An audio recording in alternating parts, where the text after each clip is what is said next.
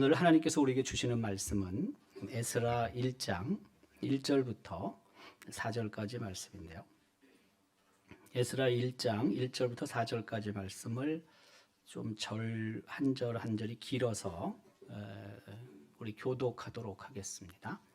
다사왕 고레스 원년에 여호와께서 예레미야 입을 통하여 하신 말씀을 이루게 하시려고 다사왕 고레스의 마음을 감동시키심에 그가 온 나라에 공포도 하고 조소도 내려 이르되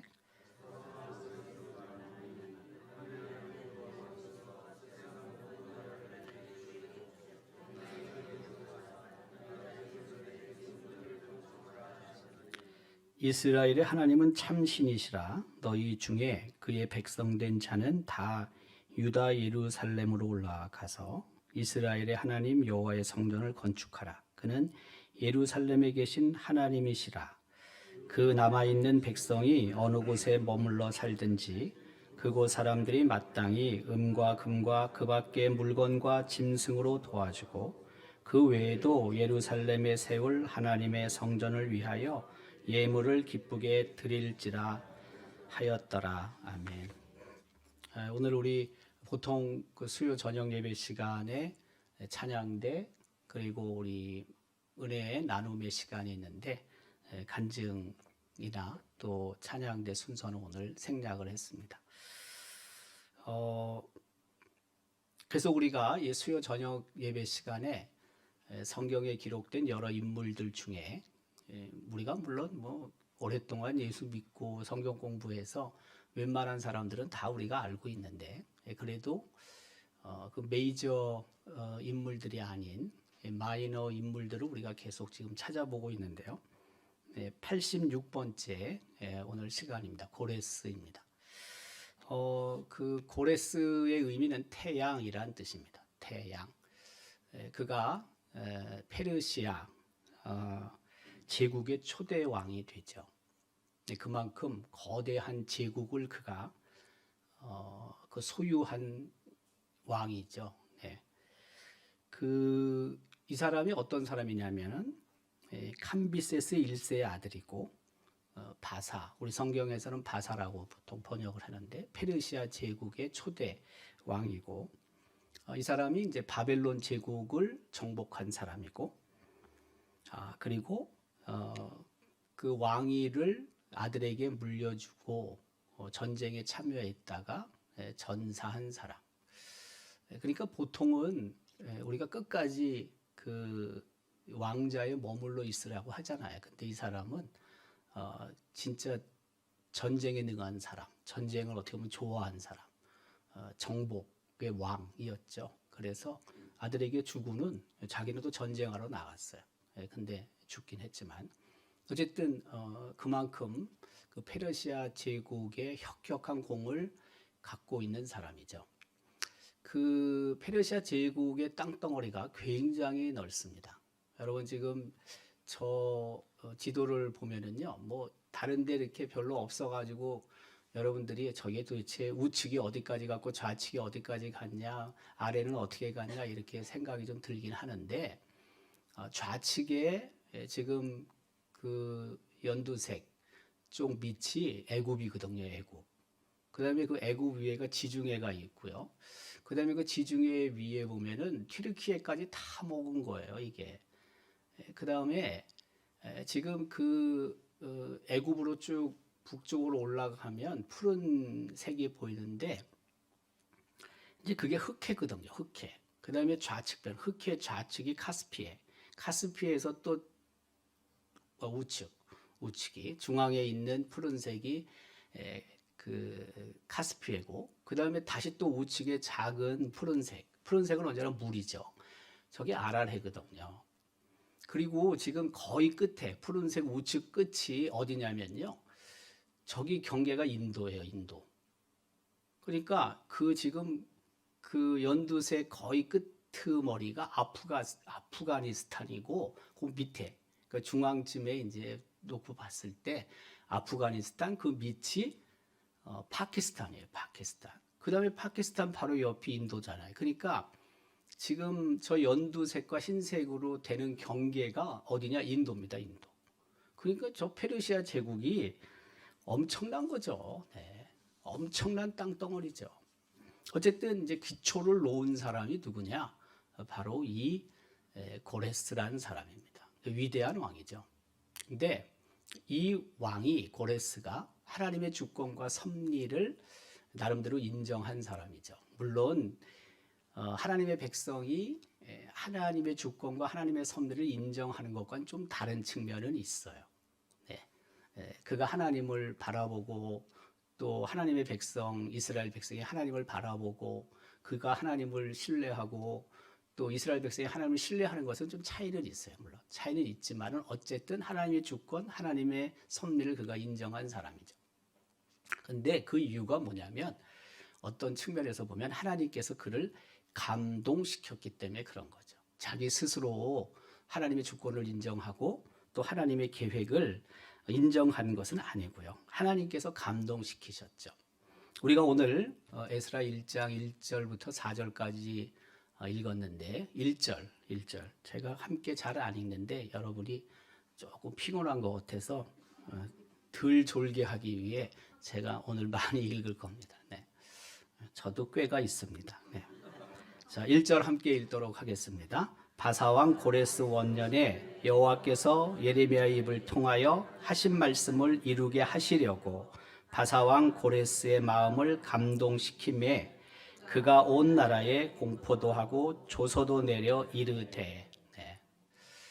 제가 보통 여러분 같이 읽지 않잖아요. 네. 이유는 왜 그러냐? 제가 여러분들을 영어로는 바더하지 않는 거예요. 괴롭히지 않는 거예요. 그냥 여러분 스스로 알아서 눈으로 읽고 속으로 읽으라. 그렇게 저는 그런 의도를 가지고 같이 잘 읽지 않습니다.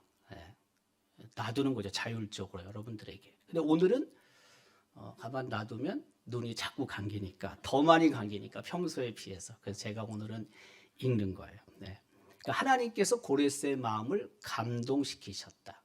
네. 그래서 귀한 명령을 내리는데 어떻게 해요? 공포도 하고 조서도 내리게 되죠. 그 하나님으로부터 감동을 받은 고레스 바사 왕은요, 뭐 비단 남유다 백성만 귀환시키는 건 아니에요. 그 바벨론이란 제국이 많은 나라들을 정복하고 바사 페르시아 왕이 그 바벨론을 먹잖아요. 그러니까 바벨론이 정복했던 나라들은 다 페르시아 지배하에 들어와 있는 거거든요. 그렇잖아요. 당연히 그렇게 될 거 아닙니까?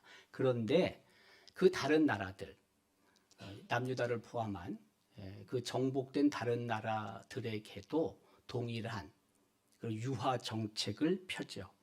어쨌든 감동시키신 하나님께서 그 고레스의 마음을 유하게 하셨고, 그리고 이제 고레스가 귀한 명령을 내리게 되죠. 그런데 그 귀한 명령은 이미 오래전에 하나님께서 선지자들을 통하여 예언하신 내용들이죠. 그러니까 하나님이 예언하신 것을 성취하는 도구로 하나님께서는 고레스를 사용하셨다. 그렇게 생각하시면 되는 거예요. 그러니까 고레스가 무슨 창의적으로 남유다 백성을 귀환시킨 게 아니고, 그렇죠? 네. 하나님께서 이미 선지자들을 통해서 그 포로로 잡혀갔던 남유다 백성들을 귀환시킬 마음이 있으셨는데 그것을 고레스를 통해서 이루시는 것이고, 근데 고레스의 마음을 하나님이 감동시키셔서 결국에는 귀환하게 된다. 그러니까 고레스가 하는 일이 아니죠. 실질적으로 배후에서 하나님께서 하시는 일이죠. 그러니까 숨어 계시는 하나님께서 하시는 거죠. 우리가 보통 숨어 계시는 하나님, 나타나시는 하나님, 계시하시는 하나님 이런 말을 쓰잖아요. 신학적인 용어 중에 굉장히 중요한 이 표현이거든요. 개념이거든요. 계시하시는 하나님. 이게 무슨 뜻이냐면 하나님의 임재하시는 하나님 그런 뜻이죠. 계시하시는 하나님. 숨어 계시는 하나님. 뭐 하나님이 왜 숨어 계시겠어요? 네, 그렇지만 그 믿음의 사람들 입장에서 봤을 때 너무 고난, 너무 고통, 힘들고 어려운 순간에 하나님께서 좀 이 삶에 개입하시고 간섭하시면 좋을 것 같은데 영 하나님의 그런 능력과 그런 것을 못 느낄 때, 그래서 이걸 다른 말로 말하면 하나님의 부재라고 그러죠. 하나님의 부재. 숨어 계시는 하나님의 부재를 말하는 것이죠. 그래서 중요한 이 개념이 라틴어로는 아부 콘시튜드 데우스라고 보통 불러요. 그리고 그 계시하시는 하나님은 레벨라투스 데우스라고 불러요. 하나님의 임재, 하나님의 부재. 근데 배후에서 어쨌든 하나님께서 그 고레스를 움직이셔서 감동시키셔서 포로로 귀환하게 하시죠. 근데 예언자, 선지자인 이사야가 이미 예언하고 있죠. 네. 이사야 11장 11절에 그렇죠? 돌아오게 하실 것이다. 예레미야도 똑같죠. 예레미야도 그렇죠? 네. 그들의 땅으로 돌아오게 할 것이다. 그들의 땅으로 인도하여 돌아올 것이다. 하나님께서는 이미 예언하신 거죠. 그 예레미야에는 이제 두 군데 제가 그 성구를 넣었는데 그 예레미야 29장 10절 한번 또 읽어볼까요? 네, 또 약간 또 이제 눈이 감기니까 또 읽겠습니다. 한번 읽겠습니다. 네, 여호와께서 이와 같이 말씀하시니라. 바벨론에서 70년이 차면 내가 너희를 돌보고 나의 선한 말을 너희에게 성취하여 너희를 이곳으로 돌아오게 하리라. 아멘. 네. 그렇죠. 돌아오게 하나님은 이미 예언하셨고 그 일의 도구로 하나님은 고레스를 감동시키셔서 사용하시는 거죠. 근데 이 고레스가 하나님을 표현할 때, 고백할 때 참 멋있게 표현을 하는 거죠. 오늘 우리가 읽었는데 2절, 3절은 기록하죠. 바사왕 고레스는 말하노니 하늘의 하나님 여호와께서 세상 모든 나라를 내게 주셨고 나에게 명령하사 유다 예루살렘의 성전을 건축하라 하셨나니. 그렇죠? 네. 하늘의 하나님 여호와께서 세상 모든 나라를 내게 주셨다. 이건 사실 우리 그리스도인들도 잘 이렇게 고백 못할 때가 있습니다. 네. 내가 다 이룬 거겠죠. 내가 모든 것을 다 애써서 수고했기 때문에 가진 거겠죠. 그 고레스가 뛰어난 임금이거든요. 싸움을 잘하거든요. 전쟁을 잘하거든요. 그래서 사실은 얻었다고 볼 수도 있잖아요. 세상 사람 다 그렇게 인정할 거 아닙니까? 그런데 정작 고레스는 그렇게 말하지 않습니다. 하나님 여호와께서 세상 모든 나라를 내게 주셨다. 아니, 세상 사람도 믿지 않는 사람도 저런 고백을 하는데 우리 삶의 자리는 더욱 그래야 되죠. 내가 갖고 누리는 건 모든 것은 하나님이 내게 주셨기 때문에 내가 소유하는 것이고 내가 누리고 있는 것이다 라고 우리는 고백할 수 있어야 되겠죠. 그때 더 겸손할 수 있어요. 사실은 내가 모든 것을 이루었다고 우리가 생각하면 겸손할 수가 없습니다. 어떻게 겸손합니까? 그렇지 않습니까? 근데 설령 내가 지금 누리고 소유하고 있는 모든 것들 내가 애 안 쓴 거 아니고 내가 정말 수고했지만 그럼에도 불구하고 하나님이 주시지 않았다면 내가 그것을 가질 수도 없고 누릴 수도 없다라는 겸손한 마음이 우리에게 필요한 거죠. 그런 하나님의 사실 백성들은 누구나가 가져야 되는 자세라고 할 수 있다. 자세라고. 그러니까 많이 갖고 있는 것 그것은 사실 사명과도 같은 거예요. 많이 갖고 있다는 것은 그만큼 갖고 있지 않은 사람들을 생각하고 갖고 있지 않은 사람들에서 뭔가 하라는 하나님의 사명이 주어졌다라고 생각을 해야 되는 거죠. 왜? 그걸 하나님이 주신 거니까. 나만을 위해서 사용하는 것이 아니고 그것을 필요로 하는 사람들을 생각하고 그들을 위해서 또 사용하라는 하나님의 사명이 그 속에 있다라는 것을 기억해야 하는 거죠. 자, 그 성전을 건축하라고 고레스가 명령을 하는데 우리가 읽은 그 4절 말고 이제 5절에 이렇게 기록하죠. 이에 유다와 베냐민 족장들과 제사장들과 레위 사람들과 그 마음이 하나님께 감동을 받고 올라가서 그죠? 네. 그 이제 포로에서 귀환해 가지고 예루살렘으로 가는 것입니다. 그 올라간다는 표현을 지금 하고 있는데요. 사실은 동쪽에서 서쪽으로 오는 거죠. 동쪽에서 서쪽으로 오는데 저 표현이 그렇게 틀리진 않아요. 지도를 보면은요. 제가 그 지도를 미리 놓을 걸 잘못했습니다. 거의 끝에 이거 말고요. 이걸 보면은요. 지금 우측에서부터 그 좌측 가나안 땅으로 가는 거거든요. 근데 보면은요. 수산성에 맨 우측에 이제 수산성 작은 글씨 수산성이 있고 그다음에 니프르가 있고 바벨론을 해가지고 쭉 빨간색으로 타고 올라가서 다드몰이라는 곳에서 이제 내려와요. 다메섹을 통해서 예루살렘으로 내려오게 되죠. 그러니까 올라간다는 표현이 이제 예루살렘 성전을 향해서 간다.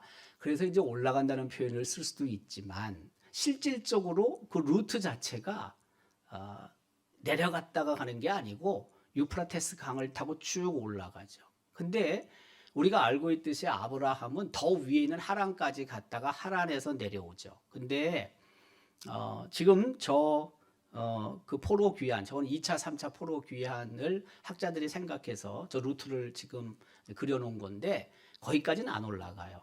좀 밑에까지 가서 다메섹을 통해 예루살렘으로 내려오긴 하지만은 어쨌든 올라간다는 표현이 그렇게 틀리는 표현은 아니에요. 예.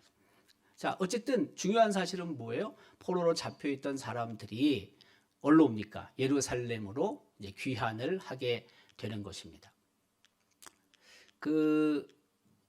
하나님께서 어쨌든 성전 건축을 고레스를 통해 명령하셨고 그래서 이스라엘 백성, 남유다 백성이 이제 오게 되는 것입니다.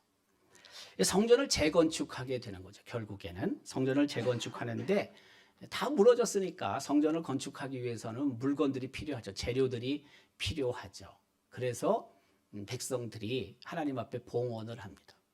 뭐 물건 없이 어떻게 재료 없이 어떻게 그 건물을 짓겠습니까? 뭐 하나님께서 그냥 요술방망이처럼 하나 또 그렇게 뭐 세워지라고 하실 수도 있겠지만 그렇게 하시는 거 봤습니까? 없지. 그러니까 사람들이 어쨌든 하나님 앞에 예물을 드리고 그 예물들을 통해서 성전을 건축하게 되는 겁니다.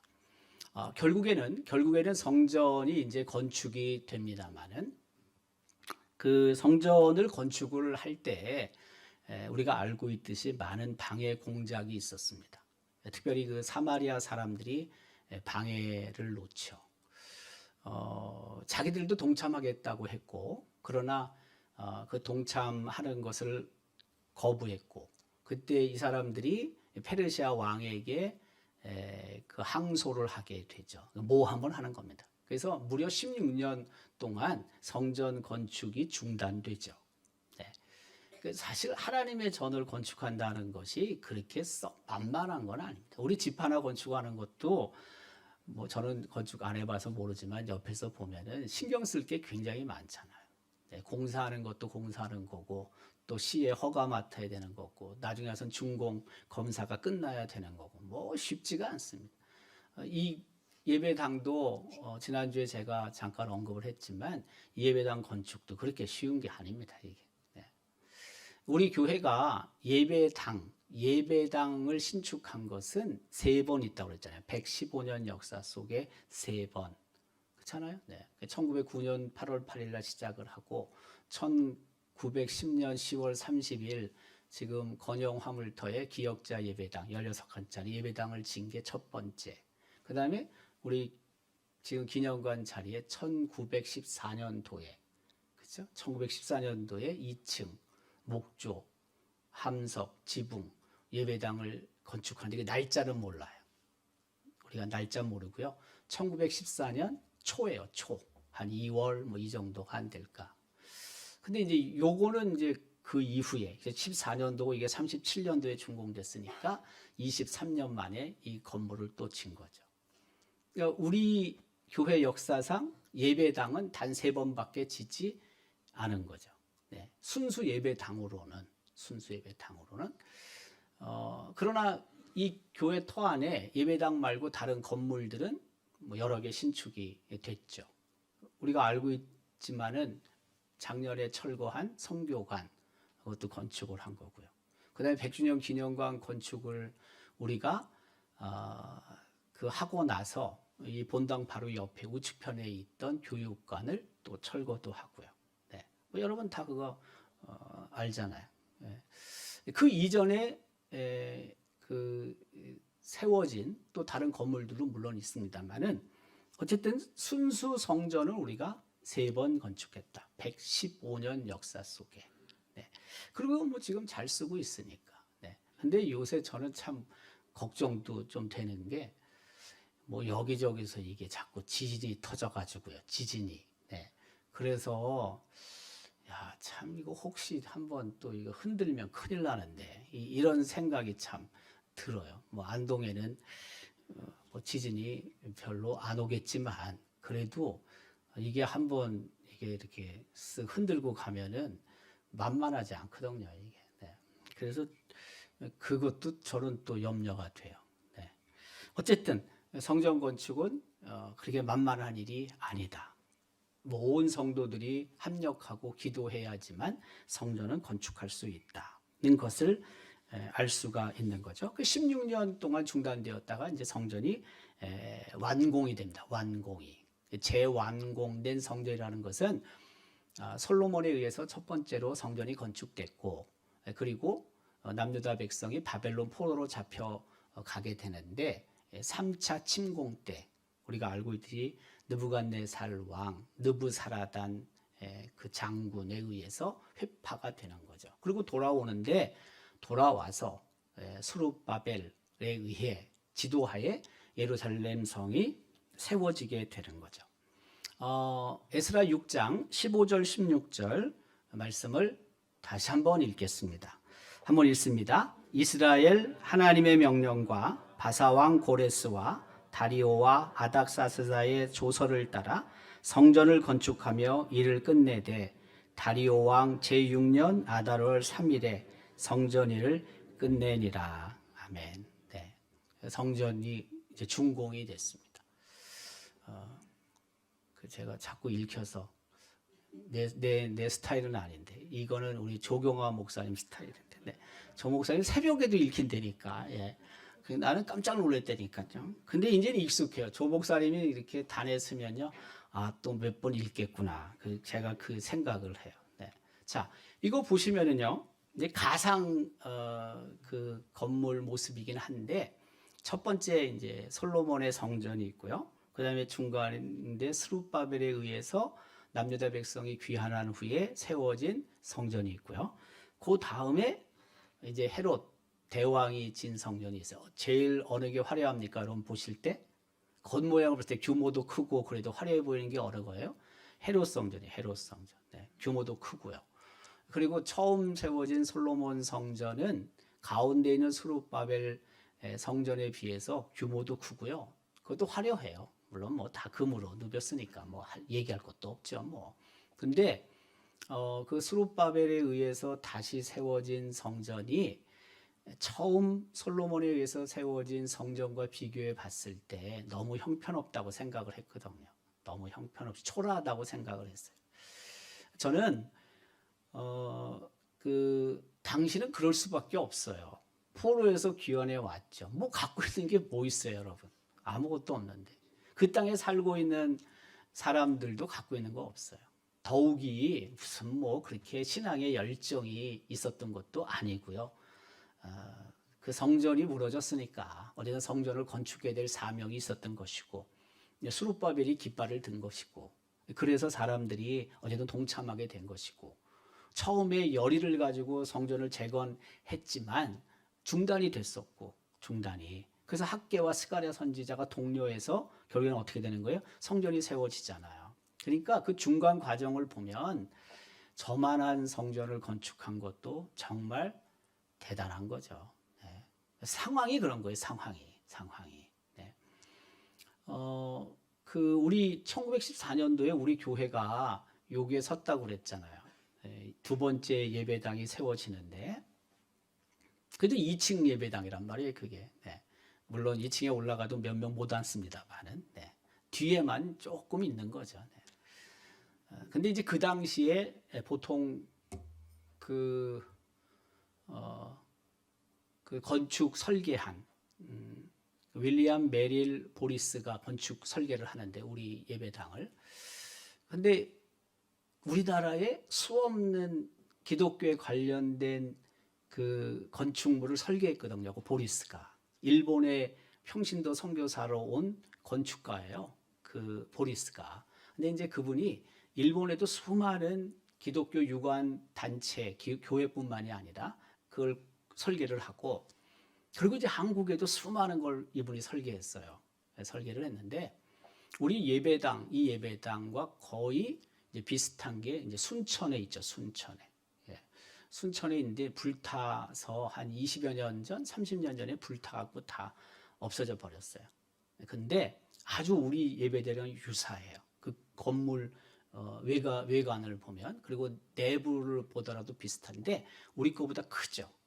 크고 거기 이제 3층 건물이었는데 3층 건물이었는데 제가 우리 저쪽에 있는 건물 같은 경우는 뒤에만 계단으로 올라가면 뒤에 몇 사람만 앉을 수 있는, 한 많이 앉으면 두 줄 뭐 이 정도 앉을 정도밖에 안 됐는데, 그쪽은 어떻게 됐냐면 그 건물은요, 여러분 그 왜 유럽의 오페라 하우스 같은 거 보면은 이쪽에 무대가 있고 여기 객석이 있는데 2층 정도 이렇게 되면은 이 벽 쪽으로 이렇게 쭉 앉을 수 이렇게 돼 있잖아요. 이렇게 쭉 이렇게 가운데 무슨 앞으로 많이 빼서 앉을 수는 없고 당시 건축 기법상, 그래서 옆으로 벽을 타고 이렇게 쭉 앉을 수 있거든요. 근데 그런 구조의 건물이었어요.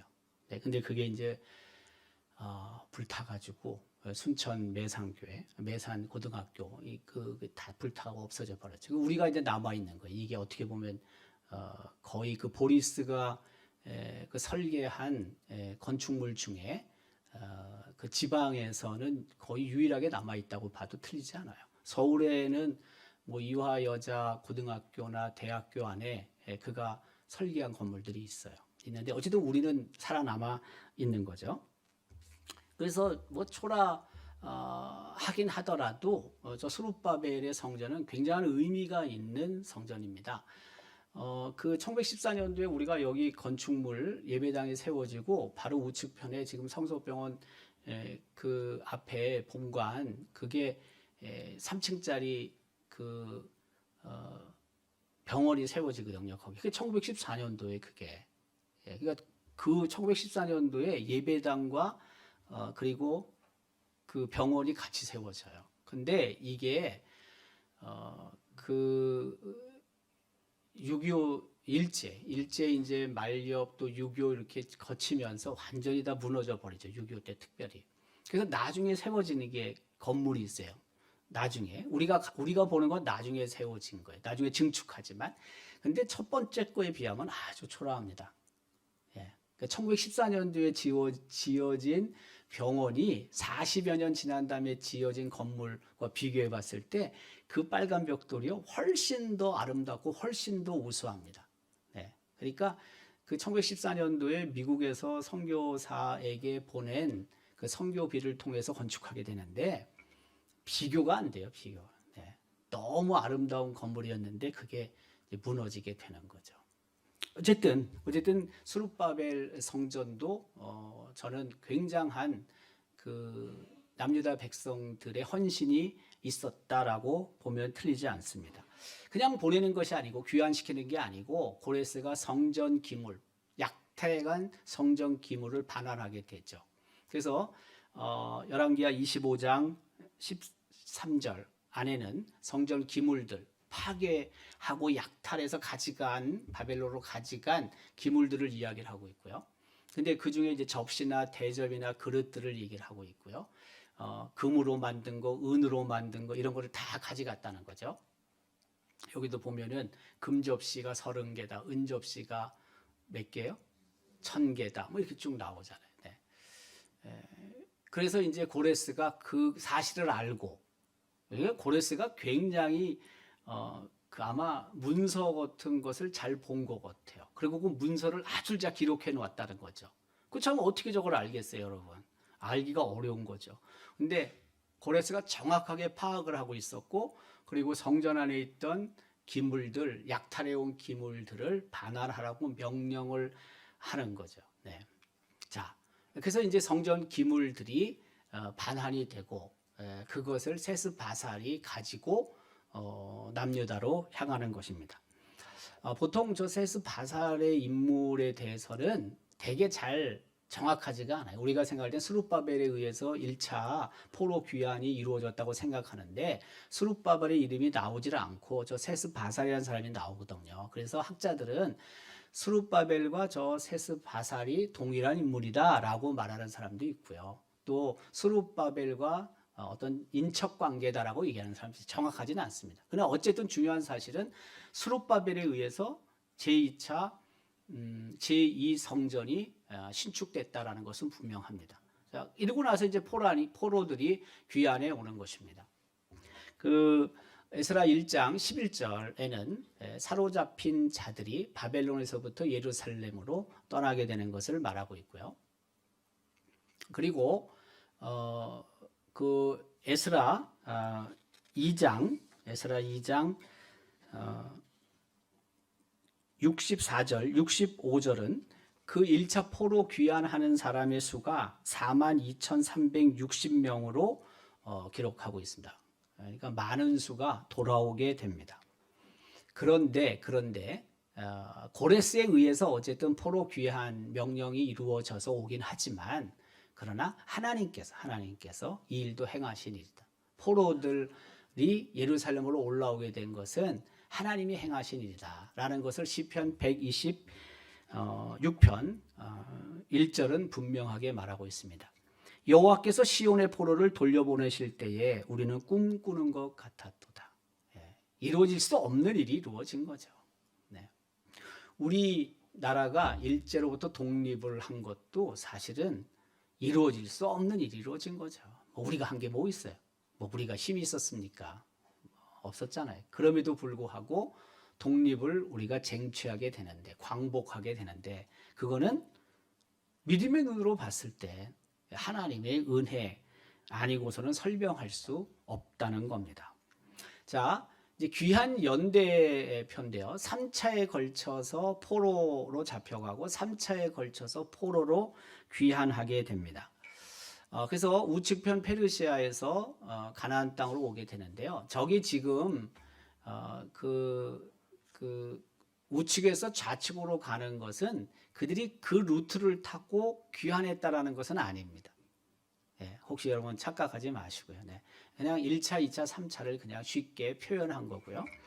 1차 포로 귀환은 537년이라고 쓰여져 있는데 학자마다 좀 다릅니다. 536년이라고 보는 학자들도 꽤 있습니다. 근데 제가 봤을 때는요, 536년이어야지 맞습니다. 왜냐하면 1차 포로가 주전 605년도에 있었거든요. 605년. BC 605년. 근데 70년 있다가 귀환하는 거잖아요. 70년 있다가. 그러면은 536년이어야지 70이 됩니다. 537이면 69년이 됩니다. 그래서 저는 536년으로 생각합니다. 자, 그 다음에 458년, 그 다음에 444년. 이렇게 세 차례에 걸쳐서 포로 귀환이 되고요. 아까 포로 그 귀환 경로는 설명을 했고요. 그 에스라에는 그 1장부터 이제 10장까지 보면은 정확하게 그 포로로 잡혀가는 것, 다시 말해서 멸망당하고 1차 귀환, 2차 귀환, 3차 귀환에 대한 언급을 하고 있습니다. 그래서 남유다가 멸망당하고 스룹바벨에 의해서 70년 포로 생활을 한 후에 1차 귀환이 이루어지고, 그리고 에스라 1장부터 6장까지는 포로 귀환과 성전 재건축이 있었고, 또 10장까지는 종교개혁, 부흥운동이 있었다라는 것을 말하고 있고요. 그리고 그 위에 보면 이제 2차 귀환, 3차 귀환, 귀환을 통해서 완전히 포로 귀환이 이루어지는 내용들을 우리가 알 수 있게 되는 거죠. 이 에스라 서뿐만이 아니라 고레스를 통해서 우리가 몇 가지 교훈을 찾습니다. 첫 번째 뭐냐면 하나님은 약속을 지키신다. 하나님이 하신 약속은 반드시 지키시는 분이시다라는 거죠. 똑같습니다. 우리가 성경을 읽으면서 하나님이 내게 하신 약속들, 하나님이 내게 주신 말씀들, 그것을 하나님은 잊지 않으시고 적당한 때에 반드시 지키시는 분이시다. 그러니까 하나님으로부터 내가 받은 그 약속의 말씀을 내가 잊어먹을 때가 있어요. 오히려 하나님은 잊지 않으시는데 하나님은 결국에는 그것을 지키시고 이루시는 분이시죠. 그 결국에는 하나님께서 이루시는 것을 보고 야, 그때 하나님이 내게 이렇게 말씀을 통해 약속하신 것이 있는데 하나님은 정말 성취하시는 분이시구나라는 것을 새삼 깨달을 때도 많아요. 우리가 잊고 있다가. 네. 그러나 중요한 사실은 하나님은 약속하시는 분이시고 그 약속을 지키시는 분이시다라는 사실입니다. 두 번째, 하나님은 사람을 사용하시는 분이시다. 사용하시는 분이시죠. 고레스를 하나님은 사용하셔서 남유다 백성을 그 예루살렘으로 돌아오게 하십니다. 전혀 생각도 못한 사람을 하나님께서 사용하십니다. 내 주변에 있는 사람들을 하나님은 사용하시지만 때로는 내가 모르는 사람도 하나님은 사용하셔서 그 하나님의 약속을 이루어 가시는 분이죠. 그러니까 이런 부분에 있어서 우리가 정말 좀 더 깨어있는 영적인 삶이 필요합니다. 예민한 영성이 필요합니다. 약속을 지키시는 것을 내가 알았을 때 우리는 당연히 하나님께 감사할 수밖에 없습니다. 어떤 도구들을 하나님이 사용하셔서 그 약속을 지키는 것을 우리가 알게 되었을 때 그 하나님 앞에 감사할 수밖에 없는 거죠. 그러니까 감사의 삶이라는 것은 우리가 얼마만큼 그 하나님의 간섭과 개입을 느끼느냐, 아느냐, 깨닫느냐에 따라서 사실 결정된다고 해도 틀리지 않습니다. 오늘 뭐 비교적 우리가 조금 일찍 그 4시에 마감을 하긴 했지만 그래도 그 한 뭐 6시간, 7시간 하는 게 굉장히 어렵죠. 힘들죠. 네. 그 어제 우리가 텐트를 치고 날이 좀 어두워지고 좀 흐려요. 그래서 그 제가 우리 권 목사님한테 이거 비가 오는 걸로 예보가 됐는데 바람도 보니까 좀 불더라고요. 그래서 좀 염려가 돼요. 염려가. 제가 그 눈이 좀 안 좋긴 해도 우리 사택에서 보면 누가 들어오고 누가 나가는지 이쪽 편은 다 보입니다. 제가. 네. 내가 그걸 뭐 감시하는 건 아닌데 내가 여러분 왜 감시합니까? 여러분도 나 감시하지 마세요. 내가 내 차가 나갔니 들어왔니 그 감시하지 말라고. 나는 내가 일이 있어서 나가는 거고 일이 없으면 있는 거고 그러는 건데 감시하지 마요. 나도 여러분 감시 안 해요. 네. 근데 이 바람이 많이 불어요. 많이. 그래서 좀 염려가 되더라고요. 제가 그 일기예보를 한번 봤더니 이게 또 비가 온다는 거야. 또 이게 7시쯤에 어제 밤에요. 또 새벽에도 비가 있더라고요. 그러면요, 되게 마음이 콩당콩당 합니다. 예. 여러분 볼 때 그럴지 안 그럴지 모르지만 내가 굉장히 의연하게 가급적 하려고 하는 사람인데 속으로는 그렇지 않아요. 속으로는. 그냥 보이는 게 그렇다는 거지. 네. 여러분한테 이런 말 듣고 저런 말 들으면 제가 속으로 이렇게 누르고 해도 저도 또 한편으로는 참 이거 어떡하나 말은 안 하고 네, 그럴 때가 참 많습니다. 네.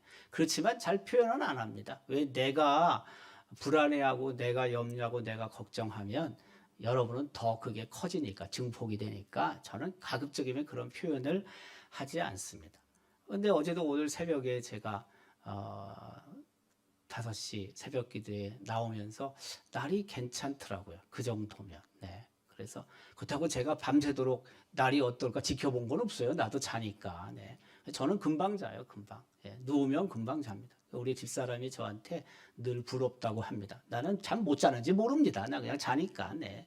그럼 아침에 또 그 시간에 깨서 나오고 그리고 또 환해지고 날이 괜찮고 얼마나 좋은지 몰라요. 감사하죠. 네. 근데 배후에 하나님의 도우심이 있는 거죠.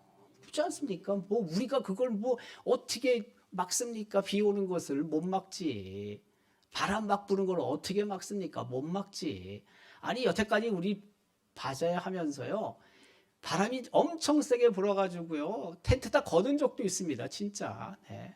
다 걷은 적 있어요. 그때 너무 바람이 세가지고 잘못하면 탱크 다 날아가는데 뭐 어떡할 거예요. 그거 사고 나지. 다 걷은 적도 있습니다. 근데 걷어도요. 하나님은 배후에서 일하셔서 걷지 않을 때나 비슷합니다. 뭐 차이 별로 없습니다. 우리가 생각할 때 뭐 걷지 않고 오래 하면은 뭐 더 뭐가 생길 거겠죠. 뭐가 생겨요. 그게 그거지 다. 네. 그냥 수고와 헌신을 통해서 하나님은 하나님의 뜻을 이루어 가시는 거고 이걸 통해서 우리가 선교사님들 돕기로 마음을 먹었으면 하나님은 그 적당한 만큼을 주시는 거예요. 네. 여기서 뭐가 많이 되면요. 여기서는요. 별로 많이 안 생깁니다. 이쪽도 많이 생기고 저쪽도 많이 생기고 예를 들면 뭐 6부 뭐 많이 7부 수입 많이 그런 일 별로 없습니다. 네. 7부가 많이 생기면 6부가 좀 적게 생기는 거고 5부가 좀 적게 생기면 8부가 좀 많이 생기고 그런 겁니다. 나는요 이 바자회를 수없이 하면서 난 걸 터득한 사람입니다. 여러분 생각할 때는 뭐 5부, 6부, 7부, 8부 어쩌고 저쩌고 뭐 이렇게 생각하지만 나는요 전체를 다 그냥 그렇게 생각하는 사람입니다. 예. 다만 하나님께서 그럼에도 불구하고 우리의 수고와 헌신을 기뻐하시는 거죠. 네. 해야 되는 거죠. 할 부분을 하는 거죠. 배후에서 역사하시고 배후에서 간섭하시는 분, 그 하나님이 바로 우리의 하나님이다라는 사실을 우리는 잊지 말아야 합니다. 제가 5부가 누구고 6부가 누구고 7부가 누구고 8부가 누구지 잘 모릅니다. 예, 혹시라도 또 아이고 뭐 6부가 적게 7부가 많이 모른다니까 내가 잘. 예. 그러니까 그냥 그렇게 예를 든 거예요. 예를. 결국에 가서는 하나님께서는 균등하게 하신다. 균등하게. 이게 핵심이야. 이게. 네. 균등하게 하시는 분입니다. 오늘도 애쓰고 수고했습니다. 그래서 오늘 저는 빨리 마치려고 합니다. 예. 그래서 여러분 빨리 가야 될 거 아닙니까? 내가 센스가 있습니다. 뭐 여러분 뭐 오늘 내가 끝까지 붙들고 9시까지 있을 것 같아요? 난 9시까지 있지 않습니다. 예. 오늘 합심 기도도 그냥 한 가지 하고 끝낼 겁니다. 예, 그냥 갈 겁니다. 예, 여러분 다 피곤한데 뭘 내가 붙잡고 있겠습니까? 어쨌든 하나님의 개입과 하나님의 간섭과 또 하나님의 그 임재를 늘 경험하고 그 하나님께 감사하는 삶이 될 수 있길 주님의 이름으로 기원합니다.